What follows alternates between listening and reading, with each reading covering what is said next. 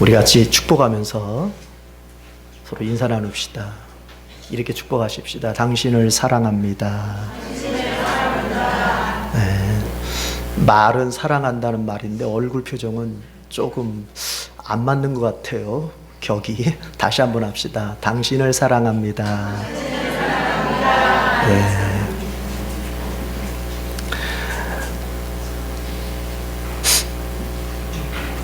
저희 아버지가 영화를 좋아하셨는데요.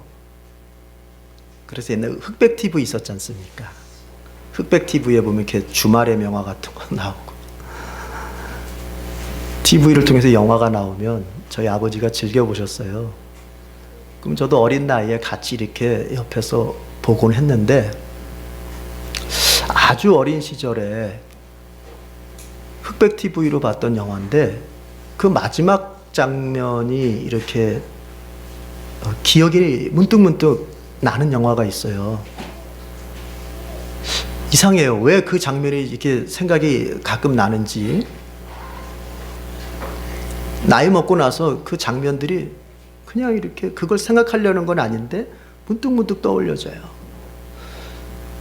그 영화 제목이 신세계라는 영화였는데, 황정민 나오는 신세계가 아니고, 네, 그게 헉슬리의 신세계라는 영화였는데, 그 나중에 제가 이제 찾아보니까 엘디스 헉슬리가 쓴 그 멋진 신세계인가요? 그 원작 소설을 갖다가 영화한 거더라고요. 그러니까 아주 오래된 영화이죠. 그런데 그게 시대가 아주 과학이 최첨단으로 이제 발전된 미래의 세계를 그린 영화예요. 오늘날도 우리가 막 미래 2099년 막 하면서 이렇게 SF 영화 나오듯이 그런 영화였던 것 같아요.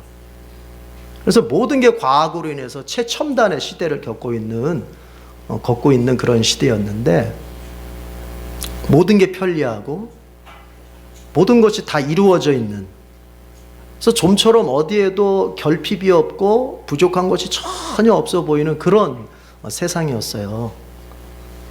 자, 그런데 주인공 두 사람이 있는데, 제게 기억나는 거로는 그래요.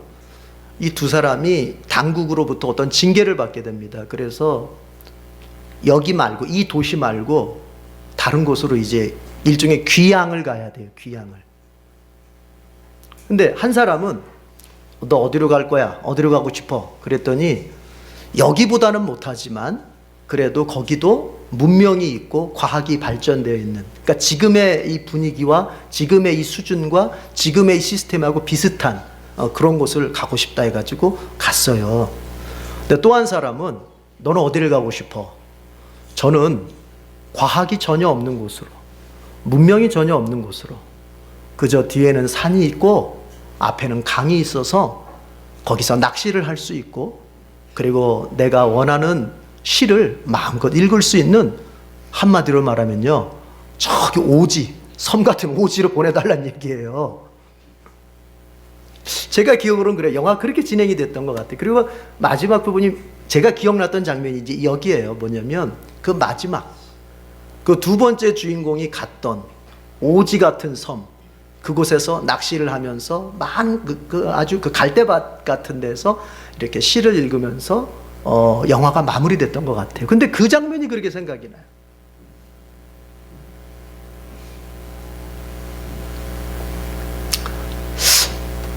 어린 마음에 그런 생각이 들었던 것 같습니다. 왜 저 사람은 살기 편리한 세상을 선택하지 않고 저렇게 불편한 곳을 선택했을까? 물 한 번 먹으려도 저기 우물까지 가서 물을 떠와야 되고, 그냥 버튼 하나 누르면 물이 쫙 나와서 편하게 먹을 수 있는, 내가 원하는 것은 무엇이든 바로 그 자리에서 얻을 수 있는 이 문명의 사회를 거부하고 왜 저 사람은 저렇게 불편한 세상으로, 불편한 곳으로 간다고 했을까? 이것이 이제 제가 점점 자라나면서 마음속에 품었던, 그 장면이 생각날 때마다 들었던 생각이었어요. 그러다가 어느 날 제가 제 마음속에, 여러분 좀 철이 들었을 때 이런 생각이 들었어요. 인간에게는 편리함만으로는 다 채울 수 없는 뭔가가 가슴에 있구나. 인간에게는 성공만으로는 다 채울 수 없는 빈 가슴이 있구나. 인간에게는 최첨단의 과학으로는 만족시킬 수 없는 그 무엇인가가 이 속에 있구나라는 것을 생각하게 됐습니다. 여러분, 정말 그렇습니다. 아무리 풍성해지고 아무리 편리해지고 아무리 발전해도 우리의 마음이라고 하는 것은 그것으로 말미암아 다 채울 수 없는 어딘가에 빈 공간이 있다고 하는 것, 이것이 인간의 정체성이고 이것이 인간의 현 주소예요. 사람들은 이것을 몰라서, 내지는 이런 인간의 진짜 모습을 몰라서, 내지는 이런 모습을 알면서도 조금 더 풍성해지면 내가 행복해지고 만족해지겠지, 내가 좀 더 나의 환경이 발전하면 내가 좀 더 만족한 삶을 살 수 있겠지 하는 불확실성의 어떤 기대를 가지고 불나방처럼 성공을 향해서, 부유해짐을 향해서 마구마구 뛰어들어요.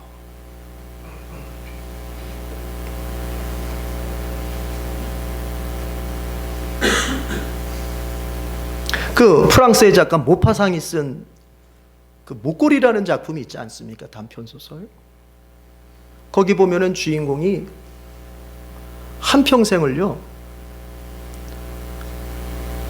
자기 친구의 목걸이를 잃어버려가지고 그것을 아주 비싼 목걸이인데, 예를 들어서 한 10억짜리 목걸이를 빌렸다가 잃어버렸단 말이에요. 그 잃어버린 걸 어떻게 해요? 그래가지고 가지고 있던 재산, 집 다 팔고 그리고 빚까지 내가지고는 그 비슷한 목걸이를 갖다가 10억짜리를 사가지고 그 친구 몰래 거기다가 넣어놨어요. 그 보석함에다가 넣어서 줬어요, 빌린 거를. 그런데 여러분, 이 사람은 가난한 사람이거든요. 근데 10억을 만드느라고 빚졌잖아요. 그거 어떻게 해요? 남은 세월 동안 그 빚진 거, 그 목걸이 사기 위해서 빚졌던 거 갚아가기 위해서 평생을 쓸 거 못 쓰고 먹을 거 못 먹고 그냥 남편하고 이 여인이 둘이서 그렇게 막 고생하면서 평생을 살아요. 그래가지고 그 고왔던 얼굴이 팍상 늙어버렸어요. 그러다가 몇 년이 지납니다. 몇 년이. 길을 가다가 우연치 않게 그 친구를 만나게 돼요. 목걸이 빌렸던 친구. 그 목걸이 빌렸던 친구를 만났는데, 이 친구가 친구야 불렀어요. 주인공이 친구야 불렀어요. 그런데 그 친구가 못 알아봐요. 왜 못 알아봐요? 팍상 늙어가지고. 그 친구가 못 알아볼 정도로 완전히 팍상 늙었어요. 왜요? 그거 빚 갚느라고 고생을 했거든요. 그래서 친구가 너 왜 이렇게 변했어? 네가 나보다 더 곱고 예뻤는데 어떻게 네가 이렇게 팍상 늙을 수 있어? 그런 말을 하지 마세요. 아무리 팍상 늙었어도 상대방한테 항상 여자들은 예쁘다고 해줘야 좋아하는 거예요. 우리 남편들도 아우 여보 이렇게 요즘 당신 늙었어 그런 말 하는 거 아니에요? 요즘 살쪘어 그런 말 하는 거 아니에요? 항상 당신 언제 봐도 예뻐 이렇게 말해주는 거예요. 그렇죠? 여자분들 그래야 좋잖아요. 그렇죠? 남자들만 따라해 볼까요? 여보 언제 봐도 예뻐. 남자들이 지금 하는 표정이 뭔가 양심에 찔리듯이 지금. 자, 그런데 그 친구가 그랬어요. 너 이렇게 변했니? 왜 이렇게 늙었니? 이제 뭐 세월도 지났고 그 잃어버린 목걸이도 사줬겠다. 그 친구가 이제 그 주인공이 뭐 말 못할 게 없겠다 싶어서 얘기를 합니다. 사실은 내가 옛날에 너 기억하지? 내가 너한테 파티에 가기 위해서 남편 그 회사 파티에 가기 위해서 너한테 목걸이 빌렸는데 그 목걸이를 내가 그만 잃어버렸다. 내가 너한테 그거 목걸이 사주려고 내가 10억이라는 돈을 빚을 내가지고 이렇게 했다. 그러는 사이에 내가 이렇게 늙었다. 이런 얘기를 쭉 레파토리를 읊어요. 여러분 근데요 그 친구가 뭐라고 한 줄 아세요? 그거 100만 원짜리 짝퉁인데 그거 가짜였어. 네가 10억짜리를 알았던 그거 100만 원 주고 산 짝퉁이야. 가짜야. 제가 쉽게 얘기하는 거예요. 그러면서 그 소설이 끝나요. 모파상의 그 목걸이 소설 그러면서 끝나요. 더 이상 어떤 설명이 없어요. 뭘 말해주겠어요 여러분? 인간이 그렇게 산다는 거예요. 모파상이라는 작가 자체가 인간을 되게 비관적으로 그리는 작가인데 인간이 그렇게 산다는 거예요. 진짜인 줄 알고 정말 그걸 추구하면 될 줄 알고 행복할 줄 알고 만족할 줄 알고 달려드는 인간이지만 사실 그것이 다 헛된 것들이 많다는 거예요. 가짜들이 많다는 거예요. 인간을 만족시킬 수 없고 인간을 행복하게 만들 수 없고 인간에게 진정한 어떤 삶의 기쁨을 줄 수 없는 것들에 매달리는 것이 사실 인간의 모습이라는 거예요. 그걸 말해주고 싶은 거죠. 마찬가지. 여러분, 우리 안에는 풍성해짐으로 발전함으로 편리함으로 우리가 좋아하는 것처럼 성공함으로만 채울 수 없는 빈 가슴이 우리에게 있는 거예요. 이걸 알고 가야 돼요. 그러면 이걸 뭘로 채워요?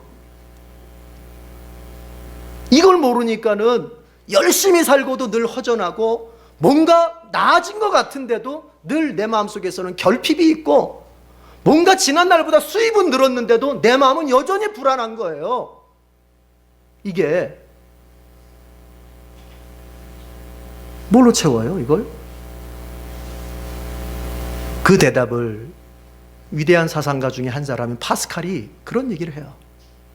팡세라는 책에서 그런 얘기를 해요. 인간 안에는 온 우주로도 채울 수 없는 빈 공간이 있는데 그것은 오직 하나님만으로 채워질 수 있다. 파스칼이라는 사람 자체가 이 사람이 과학자이면서 수학자이면서 철학자이면서 사상가이면서 이 사람이 아주 천재거든요. 요절했잖아요. 30대 죽었잖아요. 천재예요. 근데 이 사람 자신이 죽을 병에 걸렸다가 죽을 뻔했다가 신비한 체험을 하면서 예수님을 만나요. 그러면서 이 사람이 기독교의 사상가로 확 바뀌게 되는데 그가 그렇게 얘기해요. 여러분, 오직 사람의 그 빈 가슴은 하나님만으로 채울 수 있다는 거예요.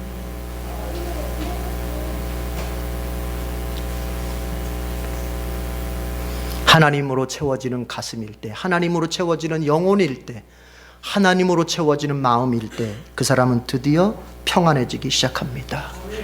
그가 살다가 고난을 만나고 그가 살다가 어려운 일을 겪기도 하겠지만 예수님을 통해서 하나님으로 채워질 때 그는 그 두려움과 고난 속에서도 묵묵히 평화로운 삶을 살아갈 수가 있습니다. 어떤 부부가 배를 타고 여행을 해요. 그런데 큰 태풍을 만났어요. 그러니까 배가 막 출렁댈 거 아닙니까? 예, 저도 그런 경험이 있는데 한 열 몇 시간을 막 그렇게 출렁출렁 하니까 제가 웬만하면은 왜 이렇게 안 하거든요. 그런데 열 몇 시간을 출렁출렁 하니까요. 나중에는 저뿐만 아니라 다 막 봉투 갖다가 다 대고 있더라고요. 자, 무섭잖아요. 그렇게 배가 출렁출렁 할 때.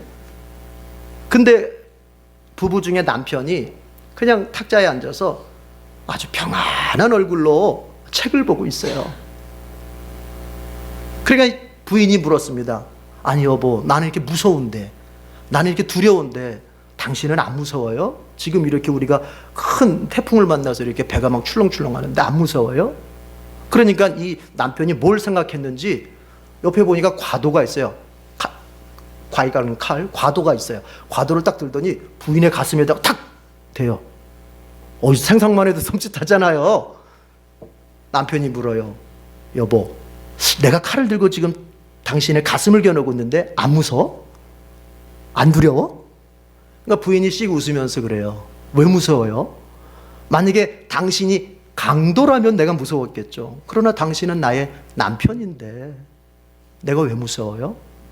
당신이 나를 찌르지 않을 것을 내가 믿기 때문에 난 무섭지 않아요. 이렇게 얘기를 했어요. 그때 그 남편이 바로 그거야. 이 태풍이, 이 폭풍이 우리 아버지의 손에 있어. 이것이 사단의 손에 있다면 내가 두려워하고 내가 염려해야 되겠지만 이 태풍까지도 누구의 손에 있어? 아버지의 손에 있어. 그분이 이 태풍 속에서 나를 죽게 하시지 않을 걸 내가 믿어. 그렇기 때문에 나는 평안해. 그러면서 이 아내에게 이렇게 격려합니다. 위로합니다. 여보, 태풍을 보지 말고 하나님을 봐. 우리가 인생을 살면서 갖가지 고난을 겪어요. 내 가슴에 겨누어진 칼과 같은 그런 고난을 겪어요. 그렇죠? 그러나 그 칼을 남편이 붙잡고 있었기에 두렵지 않았던 것처럼 그 고난을 누가 붙잡고 있어요? 나의 아버지가 붙잡고 있다고 믿을 때는 내가 안심할 수 있는 거예요. 내가 평안할 수 있는 거예요. 이것이 바로 하나님으로 채워진 사람의 마음이에요. 하나님으로 채워진 사람은 그가 인생을 살면서 어떠한 환경을 만나고 어떤 형편을 만나도 평안함을 유지할 수 있습니다. 사랑하는 성도 여러분, 하나님으로 채워지길 바랍니다. 역대하 20장을 보면요, 이런 사건이 있습니다. 유다왕 여호사밧 때에 이제 암몬 족속, 모압 족속, 그리고 마온 족속이 3개국이 연합을 해가지고 남유다를 쳐들어왔어요. 유다는 그 3개의 나라를 방어해낼 만큼 그렇게 힘이 있지가 못해요. 어떡합니까? 이거 어떡합니까? 하면서 여호사밧이 하나님께 기도합니다. 하나님 우리를 살려달라고. 그랬더니 하나님께서 선지자를 통해서 말씀하세요. 너희는 싸울 거 없다. 이 싸움 너희가 하는 거 아니고 내가 하는 건데 너희는 싸울 거 없어. 그저 가만히 보면 된다. 이렇게 하나님 말씀하셨어요. 자, 그 다음 날이 됐는데 싸움터로 이제 나가기로 결심을 하고 딱 나가는데 여호사밧이 여러분 작전을 짜는데 어떻게 짜는 줄 아세요? 맨 앞에 군대를 두는 것이 아니라 맨 앞에 오늘날로 말하자면 찬양대, 노래 부르는 사람들을 맨 앞줄에 세워요. 그리고 그 뒤에다가 군대를 배치해요. 이건 상식적으로 어긋나는 일 아닙니까? 전쟁터로 가면은 누가 앞장서서 가야 돼요? 군대가 앞장을 서서 무기를 앞장을 세워서 나가야 되는데 여호사밧이 맨 앞에 찬양대를 세우고 그 다음에 군대를 세워요. 그리고 나서 이제 전쟁터로 나갑니다. 찬양대가 찬양을 하기 시작했어요. 찬양의 주제는 뭐였냐면은 여호와께 감사하라. 그는 그의 인자하심은 영원합니다. 주님을 찬양해라. 주님의 인자하심, 그분의 사랑하심은 영원하다. 이것만 반복해서 부르는 거예요. 이것만 반복해서 부르는 거예요. 그런데 여러분 그 성경을 보니까 기적이 일어나는 거예요. 어떻게? 모압 족속, 암몬 족속이 합세를 해가지고 마온 족속을 먼저 칩니다. 그 마온 족속이 다 죽어 자빠지니까 이제는 모압과 암몬 지들끼리 서로 막 싸워요. 그러더니 서로가 다 전멸해 버려요. 하나님 말씀대로 됐어요. 너희 싸울 거 없다. 내가 싸운다. 하나님으로 채워진 사람은 그렇게 삶을 이기는 거예요. 하나님으로 채워진다고 하는 것은 하나님을 앞장 세운다는 얘기예요. 내 존재, 나의 지혜, 나의 경험, 나의 생각, 나의 어떤 것을 앞세워서 인생을 사는 것이 아니라 하나님으로 채워진 사람은 하나님을 앞장 세워서 인생을 사는 거예요. 그런 인생 가운데 하나님은 책임져 주시는 것입니다. 우리가 그러한 축복 속에 들기를 간절히 바랍니다. 하나님으로 채워져서 사는 사람은 그렇게 좋아요. 마음은 평안하고 삶은 승리하고. 따라합시다. 마음은 평안합니다. 삶은 승리합니다. 자, 그런데요, 어떤 사람이요? 하나님으로 채워진 사람. 여러분, 하나님으로 채워진 삶이 이렇게 복된 것인데 하나님으로 채워지기 어떻게 하면 우리가 하나님으로 채워질 수 있을까요? 간단합니다. 다른 길은 없지만 방법은 간단합니다. 예수님을 믿으면 되는 거예요. 예수님께서 요한복음 14장 6절에서 이렇게 말씀하셨어요. 내가 곧 길이요 진리요 생명이다. 거기서 볼 것은 내가 곧 길이라는 겁니다. 그러면서 말씀하셨어요. 나로 말미암지 않고는, 나를 통하지 않고는 하나님 아버지께 갈 자가 없다. 그 말을요, 내가 죽으면 예수님 통해서 천국 가다 이런 말로 이해하면 안 돼요. 그건 그 말이 아니에요. 무슨 얘기예요? 하나님께 나아갈 수 있는 길은 오직 예수님밖에 없다는 소리예요. 하나님으로 우리가 채워져야 되는데, 그분으로 우리가 충만해야 되는데, 그 길은 예수님 믿는 길밖에 없는 거예요. 다른 길이 없어요. 선행을 쌓아서, 착하게 살아서, 내가 어떤 공덕을 쌓아서 하나님으로 채워질 수 없어요. 오직 나의 죄를 속하시고 나에게 영생을 주시기 위해서 자신의 생명을 버리신, 그 사랑을 보이신 그 복음의 예수님, 그 십자가의 예수님, 그 예수님을 내가 영접하고 믿을 때 하나님과 내가 연합이 되어지면서 예수님 말씀처럼 되는 거예요. 따라합시다. 네가 내 안에, 내가 네 안에. 즉 하나님이 내 안에, 내가 하나님 안에, 하나님이 내 안에 계시는 거예요. 충만해지는 거예요. 뭐 할 때? 예수님 믿을 때. 오늘 이 자리에 계신 분들 가운데 예수님 믿는 사람도 있고 아직 믿지 않는 사람들이 있을 수 있습니다. 누가 누군지 모릅니다. 그러나 여러분 이제 들으십시오. 여러분은 하나님, 여러분의 인생은 하나님으로 충만하게 채워지기까지는 여전히 공허하고 여전히 불안하고 여전히 두렵고 여전히 허무하고 그 육신이 무덤 속에 묻힐 때는 더 없는 두려움 속에서 그 인생을 마감하게 될 것입니다. 이것은 하나님으로 채워지기까지 누구든지 겪는 일입니다. 그러나 예수님을 믿어서 그분을 통해서 하나님을 받아들이고 하나님으로 채워지면 달라진 인생을 살게 됩니다. 마음은 평화롭고 삶은 승리하면서 살아갈 수 있는 복된 인생이 반드시 됩니다.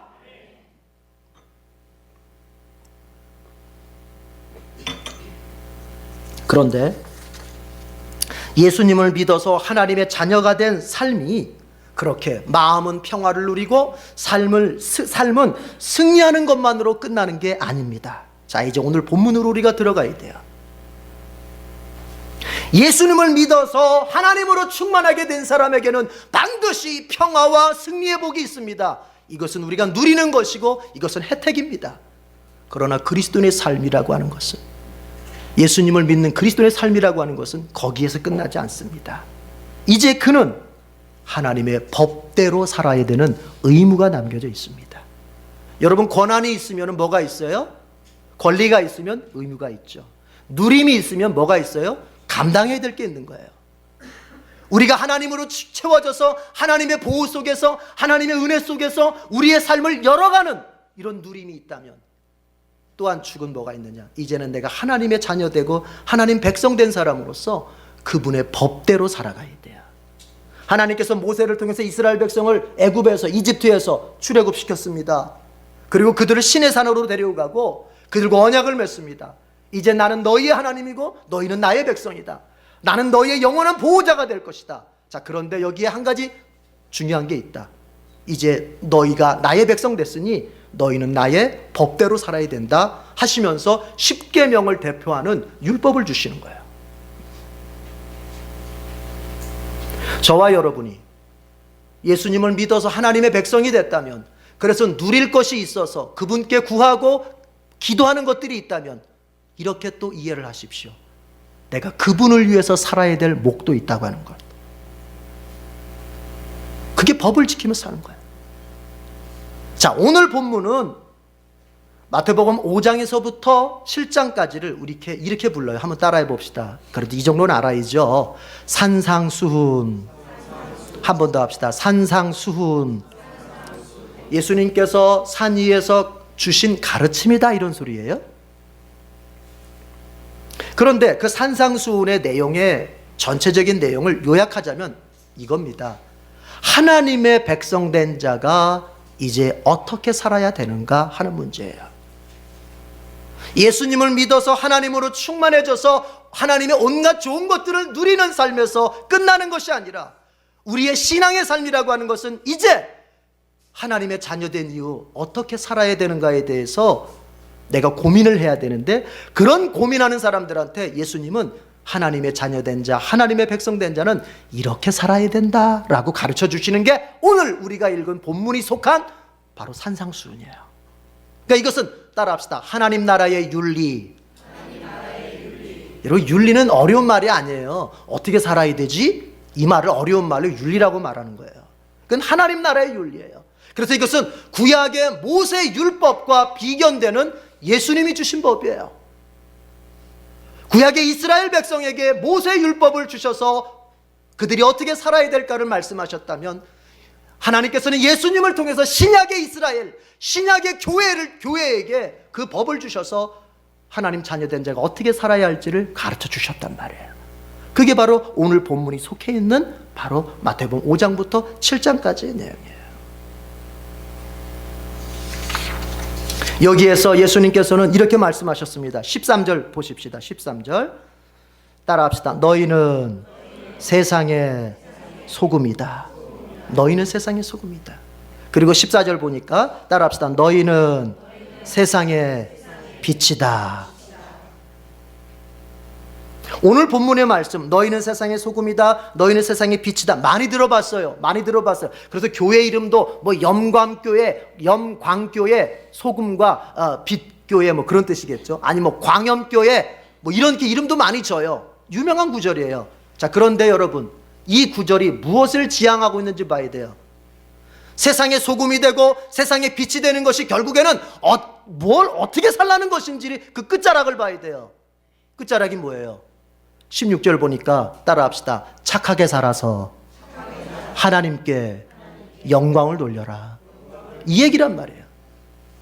16절이 그 얘기예요. 너희가 착하게 살아서 다른 사람들이 너희들을 볼 때에 아하, 저 착한 사람이 하나님을 믿고 있구나 하면서 하나님께 영광을 돌리게 만들라는 것입니다. 자꾸 우리 기독교인들 가운데서 이렇게 생각하는 사람들이 있어요. 착하게 살자, 착하게 살아라, 이런 것들은 마치 기독교가 아닌 것처럼 생각을 해요. 그저 은혜, 구원, 은사, 뭐 선교 이런 것들만 논하는 게 교회라고 생각해요. 착하게 사는 얘기는 저기 불교, 유교 이런 거라고 생각을 해요. 내지는 착하게 살라고 말하는 것은 복음이 아니라고 생각을 해요. 그것은 행위요, 그것은 율법이라고 자꾸 생각해요. 그러나 오늘 예수님 말씀을 들여다보십시오. 예수님 뭐라고 말씀하십니까? 16절 다 같이 읽어보겠습니다. 16절 다 같이 시작. 이와 같이 너희 빛을 사람에게 비추어서 그들이 너희의 착한 행실을 보고 하늘에 계신 너희 아버지께 영광을 돌리게 하여라. 아멘. 너희가 착한 행실을 보여주고 곁에 있던 사람들이 너희의 착한 행실을 보고 하나님께 영광을 돌리게 만들라는 것입니다. 착하게 살라고 말씀하시는 거예요. 이것은 결코 율법도 아니고 이것은 타종교의 가르침도 아니고 우리 주님 예수 그리스도의 가르침이에요. 자, 그런데 착하게 사는 것의 모델을 뭐로 말씀하셨냐면은 소금과 빛으로 말씀하셨어요. 오늘 뭐 다 하기는 어려울 것 같지만 여러분, 예수님께서 이렇게 말씀하셨어요. 너희는 세상의 소금이다. 이 말은 이런 뜻이에요. 너희는 세상에서 소금처럼 살아야 된다, 그런 뜻이에요. 따라해 봅시다. 우리는 세상에서 소금처럼 살아야 된다, 그런 의미예요. 그러면 소금은 어떻게 살길래? 예수님은 우리에게 소금처럼 살라고 말씀하시는 걸까요? 소금은 어떻게 살길래? 소금은 두 가지의 기능을 한다고 볼 수 있어요. 하나는 조미제, 맛을 만드는 역할을 하고, 하나는 방부제, 부패, 썩는 것을 방지해 주는 역할을 해요. 여러분, 소금은 맛을 냅니다. 사람의 입맛은요, 사람의 삶의 의욕과 관계가 돼요. 그래서 삶의 의욕이 떨어지면 뭐도 떨어져요? 식욕도 떨어지는 거예요. 그래서 어르신들이 이렇게 얘기하잖아요. 뭐라도 먹고 힘을 내, 이렇게 얘기하잖아요. 살려면 뭐라도 먹고 힘을 내, 이렇게 얘기하잖아요. 먹는 것과 맛과 삶의 의욕이 연관되어 있어요. 우리 그리스도인들의 세상에서 맛을 내는 인생을 살아야 되는데 그 말은 뭐예요? 우리 그리스도인들로 말미암아 다른 사람들이 삶의 의욕을 갖게 만들어줘야 돼요. 내가 있음으로 말미암아 다른 사람들이 삶의 힘을 얻고, 내가 있음으로 말미암아 주위가 정말 한번 살아보자, 이렇게 일어나는 사람들이 많아져야 되는 거예요. 여러분, 부부도 두 종류의 부부가 있습니다. 한 부부는요, 서로 힘을 빠지게 만드는 부부가 있어요. 남편이 아내의 힘을 빠지게 만들고 아내가 남편의 힘을 잡아 빼요. 그래서 살래야 살 수가 없어. 서로 만나면 만날수록 힘을 다 서로 뺏어가. 이런 부부가 있는가 하면, 어떤 부부는 부부가 서로에게 힘을 주는 부부가 있어요. 힘을 실어줘요. 남편이 아내만 보면은 힘을 실어줘요. 아내가 남편을 보면은 힘을 실어줘서 직장으로 내보내요. 여러분, 특별히 그리스도인 부부가, 둘 다 예수 믿는 부부가 서로에게 어떠한 사람이 되어야 되겠습니까? 힘을 빼는 부부가 되어야 되겠습니까? 힘을 주는 부부가 되어야 되겠습니까? 대답은 잘하시네. 힘을 주는 부부가 되어야죠. 절대로 힘을 빼는 부부가 되면 안 돼요. 힘을 주는 부부가 돼야 돼요. 자, 그런데 이때 힘을 주거나 혹 뺄 때 중요한 그 도구가 뭐냐면은 이 말이라는 거예요. 말. 이 언어. 우리는 말 한마디로 힘을 줄 수도 있고 말 한마디로 힘을 뺄 수도 있어요.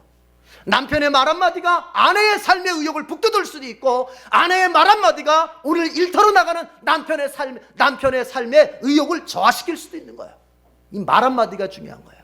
어떤 말을 쓸 것이냐, 어떤 단어를 쓸 것이냐, 어떤 분위기에서 이 말을 할 것이냐, 이거 참 중요합니다.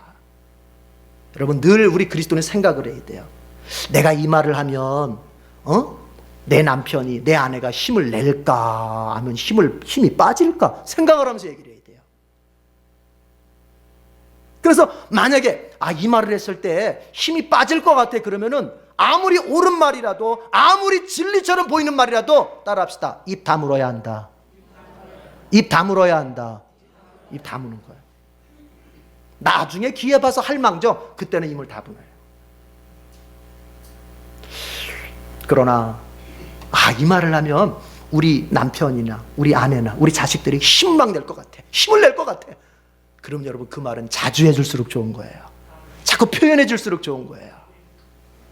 근데 이상하게 우리 한국 남자들, 뭐 여자들도 마찬가지겠지만요, 이상하게 힘을 주고 사랑을 표현하고 이렇게 그런 말은 잘 이렇게 막 어색해하면서 막 말을 못 하는데 힘 빼는 말, 화내는 말, 분노하는 말은 너무 쉽게 그냥 막 자연스럽게 잘하죠. 이게 하나의 문화인 것 같아요. 여러분, 이제부터 우리 알아야 돼요. 이걸 알아야 돼요. 뭐냐면 내가 누군가에게 힘을 주려고 하는 말은 내가 연습해야만 할 수 있는 거예요. 내가 힘을 내야만 할 수 있는 거예요. 그러나 힘 빼는 말은 거의 죄인된 본성에서 그냥 나오기 때문에 그건 연습하지 않아도 되고 힘쓰지 않아도 돼요. 그러니까 우리는 항상 이걸 알아야 돼요. 내가 어떤 선한 말을 하려고 할 때 잘 안 나온다. 나는 원래 성격이 그래. 내가 원래 기질이 그래서 그래. 나한테 그런 거 요구하지 마. 이런 게 아니에요.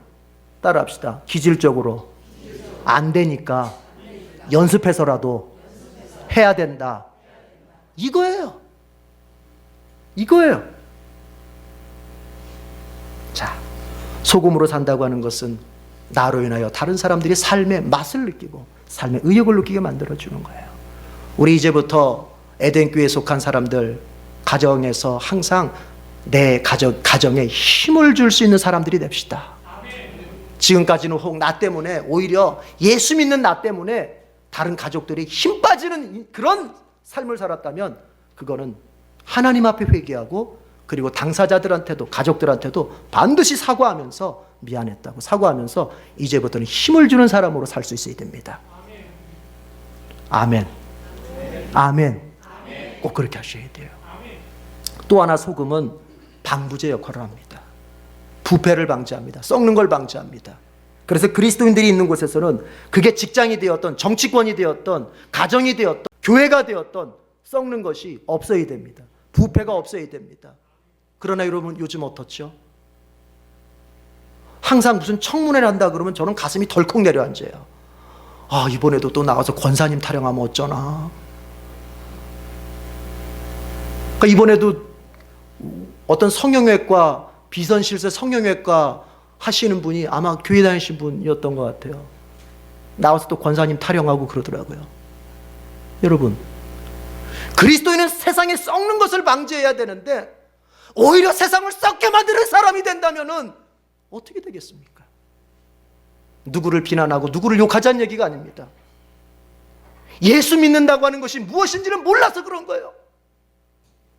예수 믿는다고 하는 것이 단순히 주님으로부터 많은 복을 받아서 이 세상에서 잘 먹고 잘 사는 것으로서 가는 것이 아니라 주님께서 나에게 세상에 썩는 것을 방지하는 존재로 살라고 부탁하셨으면 그렇게 사는 게 예수 믿는 사람의 모습이에요.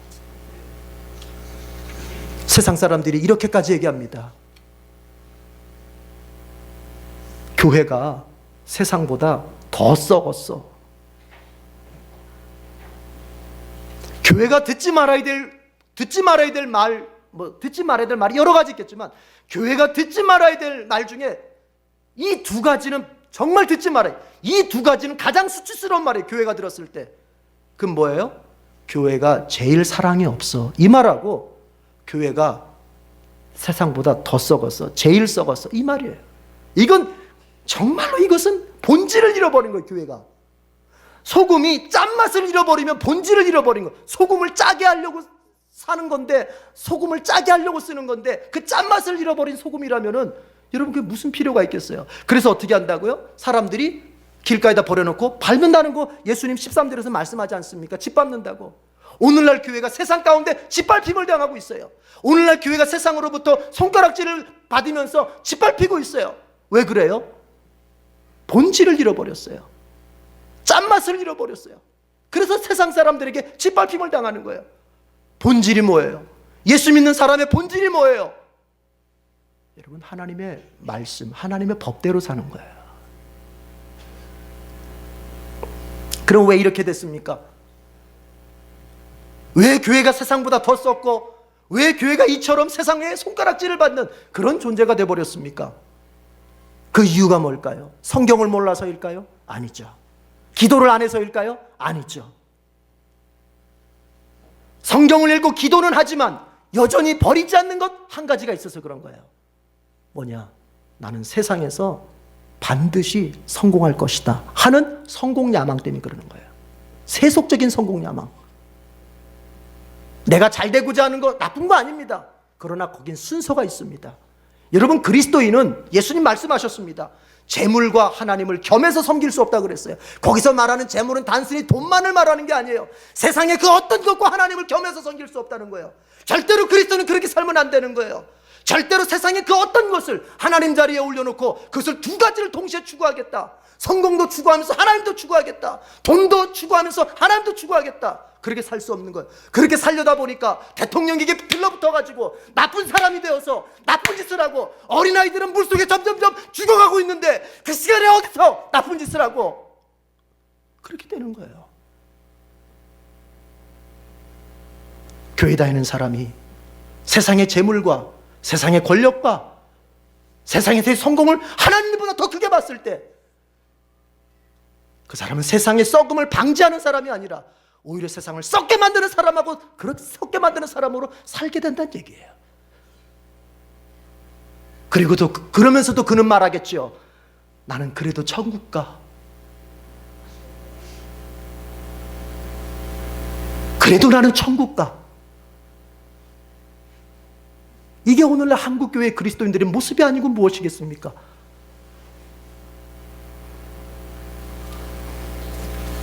제가 잘났다는 얘기가 아니고 제가 제일 깨끗하다는 얘기가 아닙니다. 오늘 주님의 말씀에 비춰봤을 때 주님이 우리에게 이 시대 속의 교회, 이 시대 교회 속에서 어떤 것을 어떻게 살라고 말씀하시는지를 들어보자는 얘기예요. 여러분이 공무원입니까? 여러분이 또 사기업의 직장인입니까? 아니면 여러분 사업하시는 분입니까? 여러분은 여러분 주변을 거룩하게 만들어 가야 될 사람들입니다. 여러분은 여러분이 있음으로 말미암아 세상은 조금 더 거룩해질 수 있어야 합니다.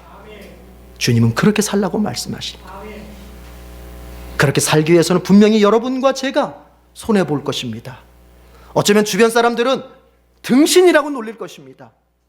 그렇게 살다가는 밥벌이도 제대로 못할 것이라고 손가락질할 것입니다. 그래서 예수 믿는 것은 진짜 바보가 되지 않으면 못 믿는 거예요. 이제 바울은 말합니다. 이 땅에서 우리가 당하는 이 고난들 어렵죠, 힘들죠. 그러나 내가 장차 저 하나님의 나라에서 누리게 될 영광에 비하자면 아무것도 아니다. 우리는 하나님께서 성공을 주시면 성공을 누릴 것이요, 하나님께서 돈을 주시면 돈을 사용할 것입니다. 그러나 그런 것들을 하나님처럼 목적 삼지는 않을 것입니다. 그리고 내가 그런 것들, 세속적인 것들을 밑으로 내려놓았을 때 세상에서 놀림받거든 바울의 고백을 내 고백 삼으십시오. 지금 내가 그리스도인답게 살기 위해서 당하는 이 고난은 내 아버지의 집에서 누리게 될 영광에 비하자면 아무것도 아니다. 기도하겠습니다.